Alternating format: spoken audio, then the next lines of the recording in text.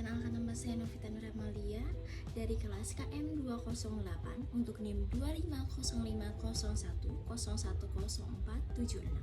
untuk di mata kuliah Teori Komunikasi Digital. Dan untuk di pendahuluannya, WhatsApp sebagai ruang privasi yang terfragmentasi. Kepemilikan informasi, individu percaya bahwa mereka memiliki informasi pribadi mereka dan berhak mengontrol siapa yang mengetahuinya. Dan ada aturan privasi. Kita mengembangkan aturan untuk mengizinkan atau menolak akses ke informasi kita. Misalnya, saya hanya berbagi lokasi dengan keluarga. Dan turbulensi batas terjadi ketika aturan privasi dilanggar atau tidak disepakati. Misalnya, teman menyebarkan tangkap layar chat pribadi Anda tanpa izin. Dan ada juga aktivitas atau status WhatsApp. Tidak semua orang dapat melihat status saya karena itu bersifat pribadi. Jadi saya hanya meng-share atau membagikan status WhatsApp kepada orang-orang tertentu yang memang saya kenal atau memang saya izinkan untuk mereka melihat status WhatsApp saya. Dan tetap memilih informasi yang aman untuk dibagikan. Jadi saya tuh membagikan status WhatsApp yang memang sudah saya izinkan, dan saya juga merasa aman untuk membagikan status WhatsApp itu. Untuk selanjutnya, status hanya dibagikan kepada orang tertentu saja. Seperti yang tadi saya bilang, kan saya akan membagikan status WhatsApp kepada orang-orang tertentu, yang memang orang-orang yang saya kenal atau memang terdekat saya, yang memang sudah satu kontak ataupun yang memang sudah satu kontak tidak bisa melihat, mungkin saya tidak mengizinkannya. Seperti itu. Penerapan teori pada WhatsApp. Memilih orang tertentu siapa saja yang dapat melihat aktivitas pribadi Anda. Jadi kamu memilih setiap orang siapa saja yang dapat nih melihat aktivitas pribadi kamu nih di WhatsApp. Nah, dan membatasi siapa saja yang dapat melihat status dan profil Anda. Seperti yang tadi di awal, kamu membatasi siapa saja yang kamu izinkan untuk melihat status dan foto profil kamu. Dan menghindari kebocoran privasi pribadi. Melakukan koordinasi batasan privasi.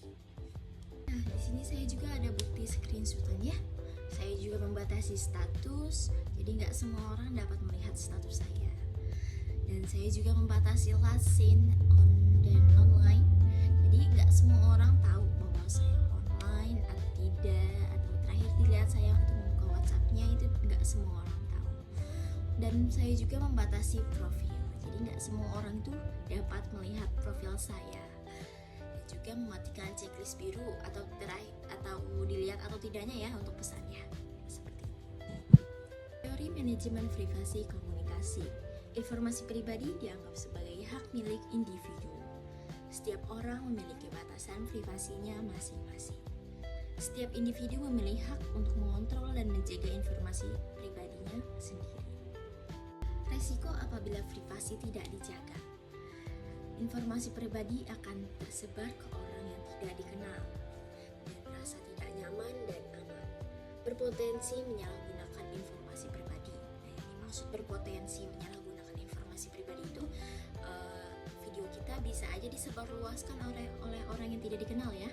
Kayak privasi kita di share ke grup atau ke yang hal-hal yang tidak disetujui kita. Alasan saya memilih aplikasi WhatsApp. Aplikasi ini merupakan laboratorium sosial paling nyata, di mana teori tersebut mempraktikkan secara masif oleh hampir semua kalangan. Banyak yang menggunakan aplikasi WhatsApp sehingga memudahkan kita untuk berkomunikasi dengan yang lainnya. Jadi memudahkan banget untuk aku dan teman-teman aku untuk berkomunikasi ya, karena memang WhatsApp ini aplikasi yang sudah banyak orang memilikinya. Dan lebih mudah dan nyaman untuk digunakan sehari-hari karena memang menjaga privasinya WhatsApp. Jadi pengaturan privasinya bisa kita edit ya. Gak semua orang dapat melihat atau gak semua orang dapat melihat terakhir online kita juga. Dapat membatasi akses informasi Anda. Nah, ini juga dapat membatasi akses informasi. Jadi kita tuh gak semua informasi kita tuh yang orang lain tahu kita gitu. Jadi saya tuh membatasi banget akses informasi pribadi saya. Jadi saya mau memilih aplikasi WhatsApp. Di sini ada analisis penggunaan media sosial. Ada penggunaan fitur privasi membantu saya agar lebih aman dan nyaman saat menggunakan media sosial. Tidak semua orang dapat masuk ke media sosial saya. Saya juga menggunakan privasi agar masih ada batasan di kehidupan pribadi saya. Kesimpulannya, manajemen privasi komunikasi penting dalam menggunakan media sosial. WhatsApp mempunyai fitur privasi sehingga membuat kenyamanan dan keamanan privasi terjaga. Pengaturan privasi membantu menjaga informasi pribadi di era digital. Itulah teori manajemen privasi komunikasi. Kurang lebihnya mohon maaf apabila ada salah kata atau salah ucap. Saya Novita Nur Amalia dari Prodi Manajemen Komunikasi, mata kuliah Teori Komunikasi Digital. Terima kasih.